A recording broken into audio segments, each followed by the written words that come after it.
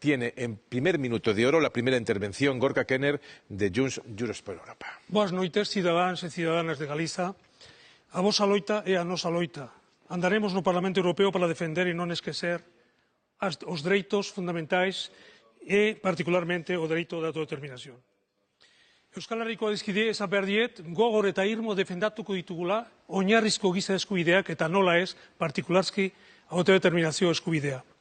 A los demócratas de todo el Estado español os queremos decir que en todos los colegios electorales tendréis la oportunidad de votar la lista del presidente Puigdemont, la lista que los poderes del Estado han intentado que no estuviera, la lista que más les molesta, porque representa la lucha inquebrantable por los derechos fundamentales que están siendo violados en España.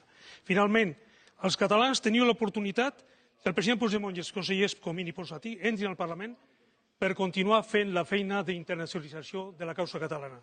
Visca Catalunya, visca la llibertat.